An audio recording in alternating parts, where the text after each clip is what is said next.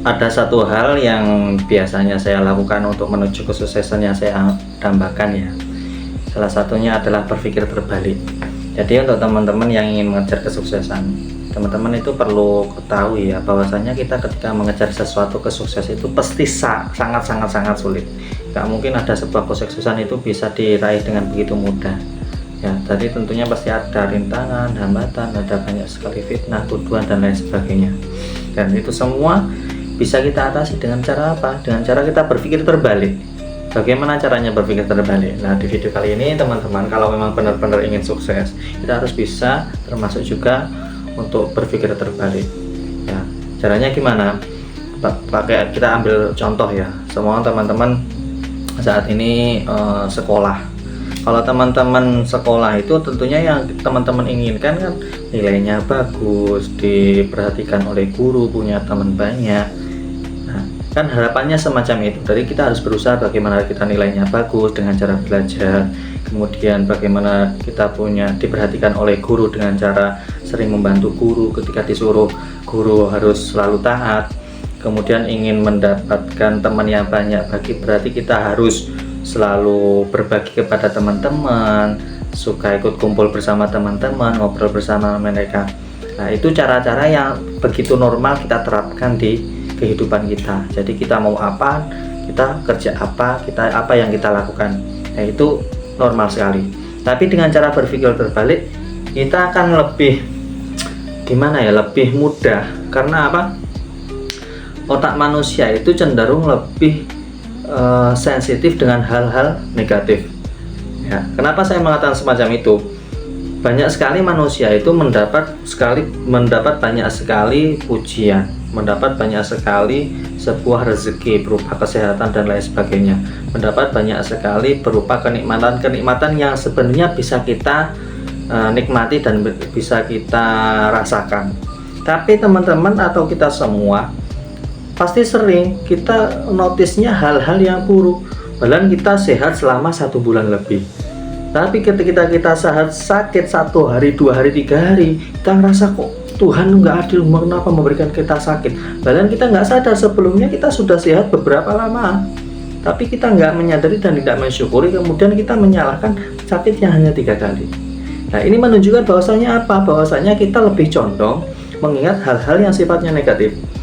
Contoh lagi, banyak orang berkata nila setitik merusak susu sebelangga. Ini apa ya, kata-kata peribahasa. Artinya apa? Satu kesalahan kecil yang kita perbuat itu bisa merusak seluruh citra baik yang ada dalam diri kita. Contoh, teman-teman sering memberi orang, sering mengasihi orang, sering perhatian ke orang selama beberapa tahun, beberapa bulan, beberapa minggu.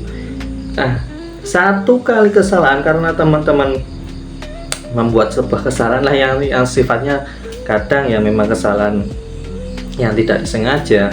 Contoh, teman-teman tiba-tiba tidak menepati janji, atau teman-teman tersandung kasus apa.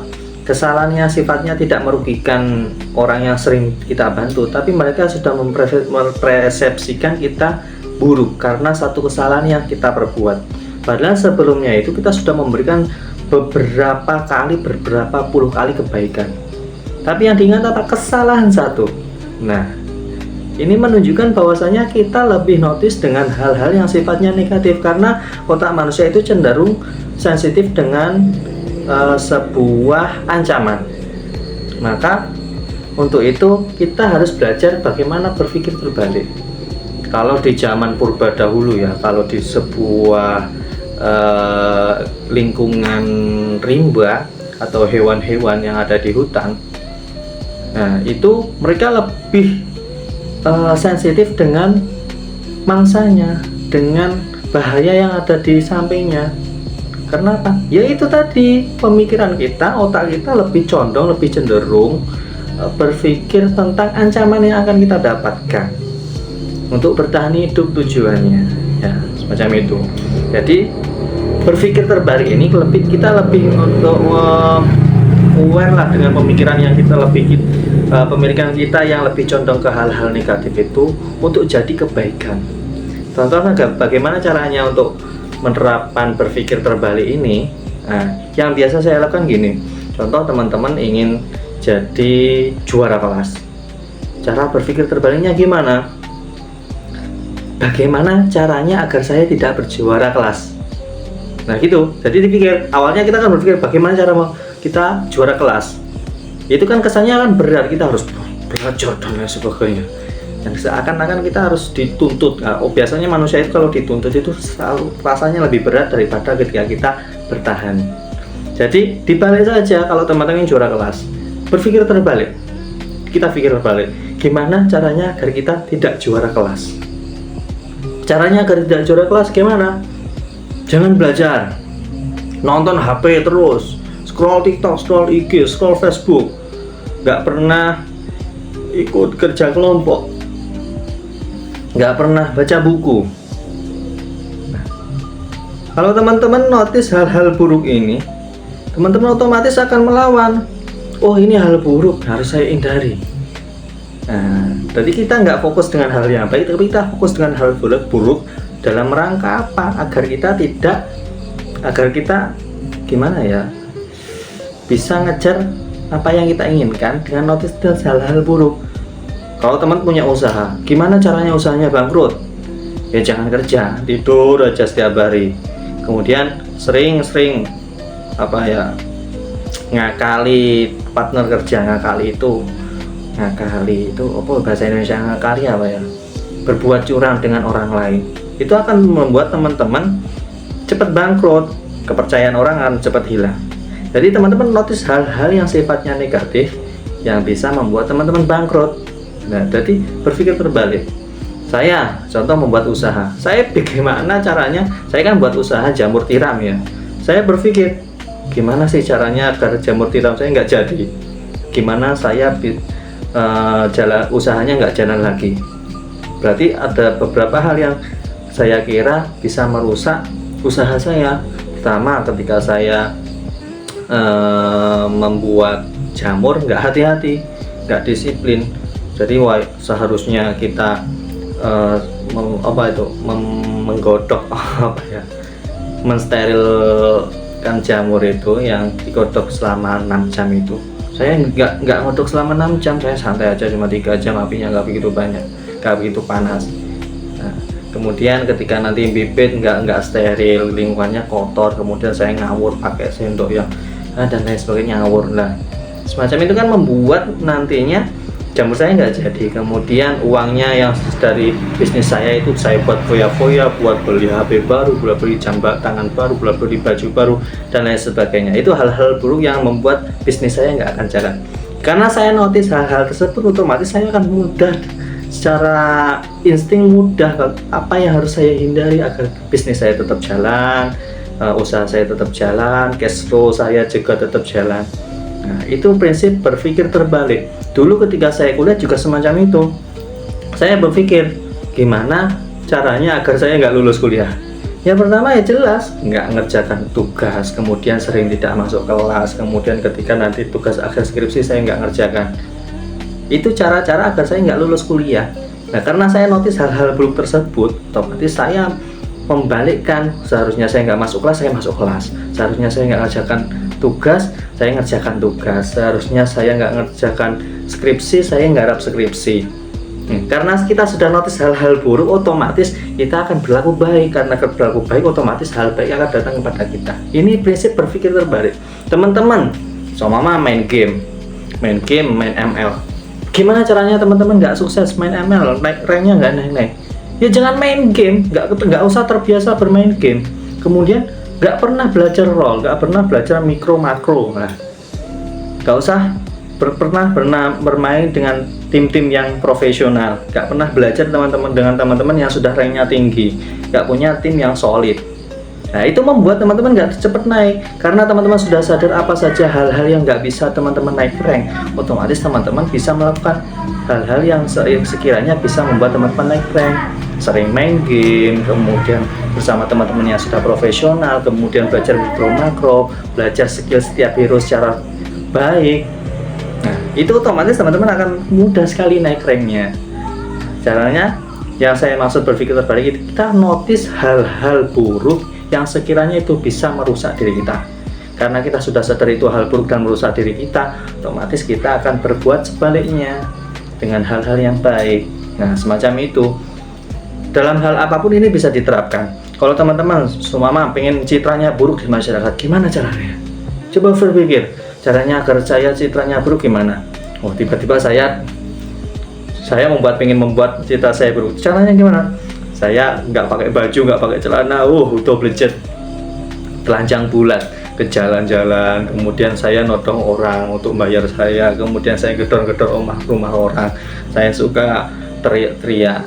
Nah, itu kan membuat citra saya buruk. Kemudian saya sering menipu orang, kemudian saya suka berbohong. Nah, itu kan membuat citra kita buruk. Karena kita sudah tahu hal-hal yang membuat citra kita buruk, saya akan berbuat sebaliknya. Oh, kalau ketika kita nggak pakai baju, nggak pakai celana telanjang bulat itu membuat citra kita buruk, ya jangan sampai kita berbuat semacam itu. Pakai baju yang bagus, pakai celana, pakai ya istilahnya yang membuat harga diri kita baiklah. Nah, semacam itu. Kalau kita suka berbohong dengan orang, itu membuat kita tidak dipercaya orang, kemudian orang menganggap kita orang-orang yang penipu dan lain sebagainya. Otomatis teman-teman jangan sampai melakukan hal tersebut, karena itu membuat citra teman-teman buruk. Nah, ini berpikir terbalik. Jadi fokus dengan hal-hal buruk dalam rangka apa? Agar kita tidak melakukan hal buruk tersebut, karena kita sudah sadar hal-hal mana yang membuat kita buruk. Kalau teman-teman mama juga pengen gimana sih caranya aku juga cerai dengan pengennya teman-teman nggak cerai dengan istri teman-teman atau suami teman-teman, atau nggak putus dengan pacar teman-teman. Apa sih yang sekiranya membuat pacar teman-teman atau orang tersayang teman-teman benci kepada teman-teman? Dipikir gimana caranya. Kalau sudah ketemu, jangan sampai melakukan hal-hal tersebut. Nah, ini berpikir terbalik. Jadi kita lebih aware dan lebih notice hal-hal yang sifatnya bisa merusak diri kita. Kalau kita sudah paham dan istilahnya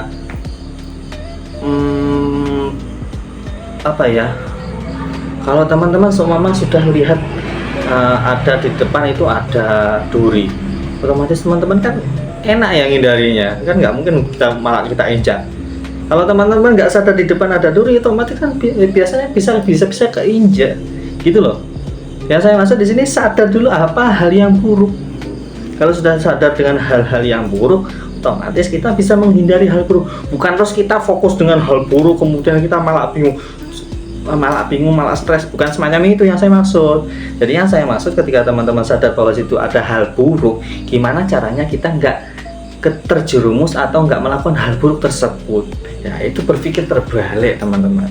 Itu sering saya lakukan, sering saya terapkan di kehidupan saya.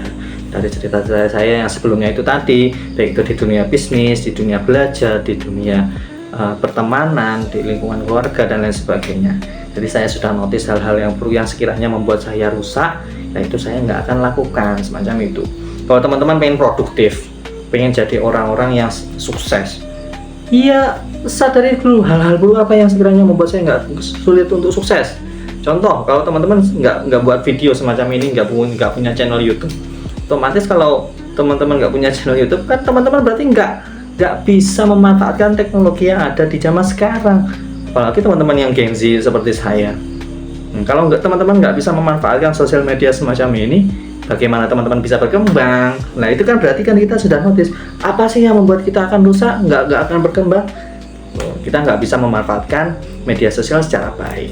Ya berarti jangan sampai kita nggak memanfaatkan, kita harus bisa memanfaatkan dengan membuat konten itu semacam ini. Jadi video ini saya buat ya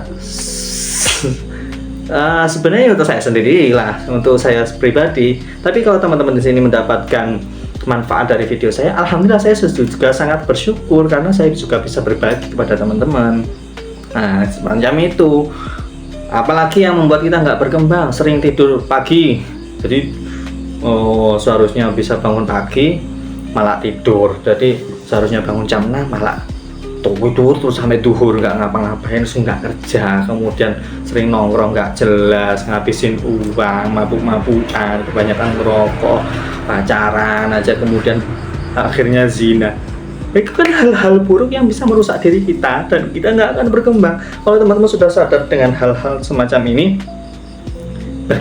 bagaimana terus caranya kita agar nggak melakukan hal-hal semacam ini? Nah, gitu maksud saya. Jadi saya pikir semoga video ini bisa mencerahkan teman-teman. Jadi sadari dulu hal-hal buruk apa yang bisa membuat kita rusak, kemudian gimana caranya agar kita tidak melakukan hal-hal buruk yang sudah kita sadari itu tadi. Kadang kan kita kan sulit ya, menyadari hal-hal buruk yang ada dalam diri kita. Nah, itu sangat sulit karena orang cenderung lebih mendewa-dewakan diri kita sendiri. Kalau kita berusaha untuk menyadari apa yang salah dalam diri kita, otomatis kita akan dengan mudah untuk memperbaiki diri sendiri, bagaimana untuk mengintrospeksi diri sendiri, dan kita bisa mengembangkan diri lebih baik lagi. Nah, saya berharap kita semua semoga menjadi pribadi yang jauh lebih baik lagi dan pribadi-pribadi yang bisa bermanfaat untuk orang banyak. Ya, jangan hanya berfokus untuk diri sendiri, tapi berfokuslah untuk bagaimana kita bisa membagikan manfaat sebanyak mungkin di lingkungan kita, di lingkungan masyarakat, khususnya di lingkungan keluarga kita sendiri-sendiri. Terima kasih telah menonton video ini, semoga bermanfaat dan see you next time.